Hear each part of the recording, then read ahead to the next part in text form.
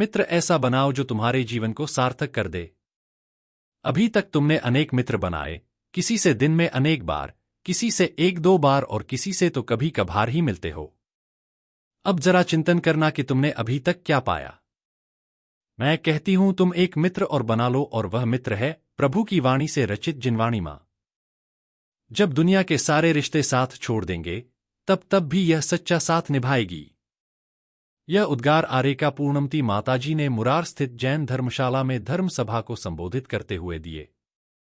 माताजी ने कहा, कुछ थाली मित्र होते हैं, एक थाली में खाने तक सीमित रहते हैं।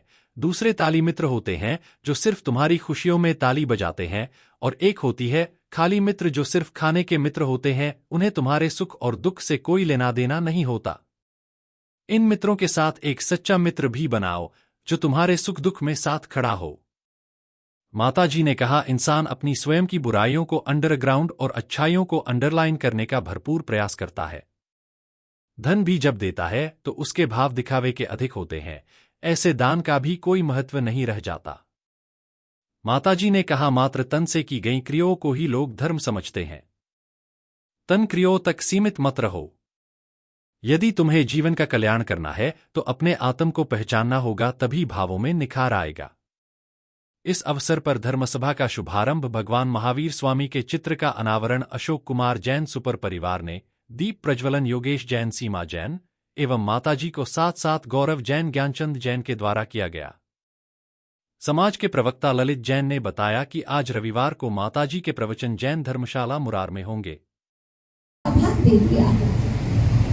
सारी टांगे गिन करके 4 का भाग दे दिया तो कुल 64 टांग थी, 4 का भाग दे दिया तो 16 गधे आ गए। हुना में होशियार, गणित में हाँ बहुत होशियार। माँ कहती थी तू बहुत होशियार है गणित में, कुछ नाम करेगा मेरा बेटा, कुछ काम करेगा। मेरी माँ हमेशा कहा करती थी, और अपनी तारीफ के पुल बांधे जा रहा था। जिसने प्रश्न पूछा था उसने कहा, मूर्ख? मुझे मूर्ख कहा? हाँ मूर्ख ही हो तो। अरे इतनी सारी टांगे गिनने की क्या जरूरत थी? मैंने भी तो गिनी। अगर आप होते तो क्या गिनते? टांगे गिनते क्या? क्या गिनते? गधे। क्या गिनते? सीधे सीधे बोलो ना। गधे। आपके मुंह से मैं सुनना चाहती थी, मुझे बहुत अच्छा लगा। सारे ग्वालियर के लोग कह रहे हैं कि हम तो गधे गिनते, और गधे गिन करके अपने आप को बहुत होशियार समझ रहे हैं आप लोग। गधे गिन करके अपने आप को होशियार समझ रहे। अरे आप मुझे ये भी तो जवाब दे सकते थे कि माताजी ना तो हम टांगे गिनते ना गधे गिनते, हम तो नमोकार मंत्र गिनते। गधे गिन करके आप कौन से ज्ञानी बन जाओगे ये बताओ? कौन सा आपको पूर्ण ज्ञान हो जाएगा, केवल ज्ञान हो जाएगा, सम्यक ज्ञान हो जाएगा? बताइए आप, आज तक किसी को हुआ है क्या? आप ये भी तो जवाब दे सकते थे, लेकिन आप सबकी दृष्टि कहाँ टिकी थी? गधों के ऊपर। बस यही दृष्टि हमें बदलना है, वहां से दृष्टि हटा करके हमें नमोकार मंत्र पर लाना है। जिस नमोकार की कार में बैठ करके सीधे सिद्धों के दरबार में जाना है। तो आज आप लोगों के बीच में पड़ाव डाला है।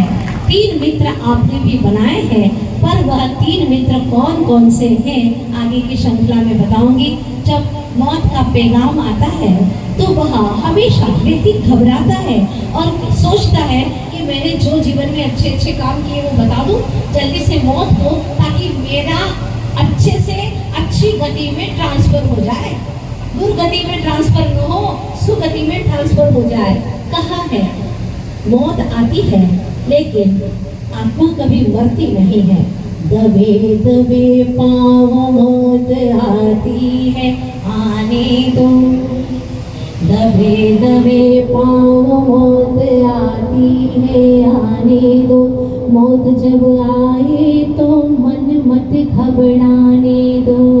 निश्चित ही मृत्यु से जीवन का अंत नहीं।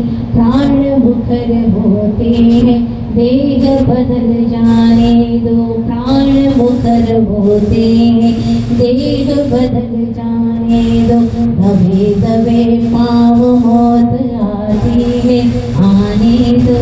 कोई फर्क फर्क नहीं पड़ता, क्योंकि मैं तो आत्मा हूँ, अजर अमर हूँ, मैं कभी मरने वाला हूँ ही नहीं। बस इसी तत्व को समझना है और इसके लिए हमें सही मीट को चुनना है। कल आइएगा, हम फिर कोशिश करेंगे एक अच्छा सा प्यारा सा ऐसा मीट चुने जिसको पाने के बाद में हमारा हर जीवन का लम्हा, हर जीवन का क्षण आनंदमय हो, परमानंदमय हो। ऐसी भावना के साथ में आप लोग भी कुछ ऐसा करिएगा जिससे अब आपका जीवन बहुत ही आनंदमय हो, सुख और शांतिमय हो। ऐसा कुछ करके आप स्वयं को ही पुरुषार्थ करना है। अंत में 2 मिनट के लिए हम गुरु भक्ति करते हैं। सहारा